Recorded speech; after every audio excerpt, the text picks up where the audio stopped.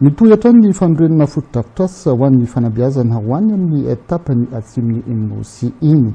Fokontany iray antsoina hoe Ampasy Morafena ao amin'ny commune Soanerana faritra Anosy no nahazo EPP na sekoly ambaratonga fototra vaovao ahitana efitra miisa 2. Ity foto-drafitrasa ity izay pirofo ny fiarahamientan'ny olom-boafidy sy ny olom-boatendry ary indrindra ny fisiany ny fitsinjaram-pahefana tena izy araka ny namafisin'ny governorany faritra Anosy. Andoniana Martina no hitondra ny andindim-baovao.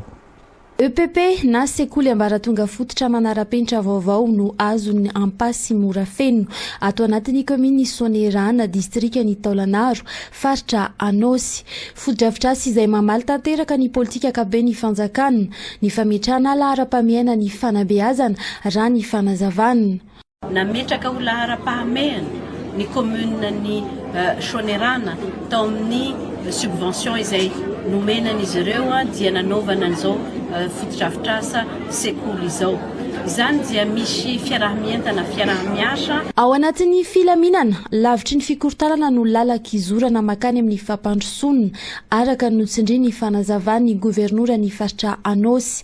Ny faritra Anosy ihany koa izay anisany misitraka ny fiovana tamin'izao fitondram-panjakana tariny filoham-pirenena Andry Rajoelina izao. Tiako hambara amintsika rehetra dia hoe mila fiarahamientana itsika, mila filaminana ary firaisankina itsika, raha tsy izay dia tsy misy ny fampandrosoana.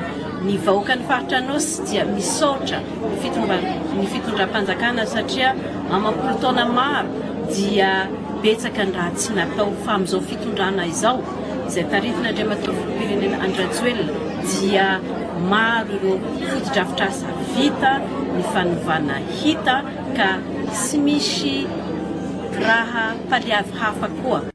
Nisy ny fiaraha-miombinantoka tamin'ny tetika samionjo izay vatsiany banky iraisam-pirenena vola ihany koa izao foto-drafitrasa atafajoro izao. Ity EPP manara-penitra ity izay ahitana efitra 2 misy W-ny mpianatra avokoa. Nandritry ny fitokanana ny foto-drafitrasa moa dia nisy ihany koa ny fizarana fitaovam-pianarana ho an'ireo mpianatra mandrato fianarana eto.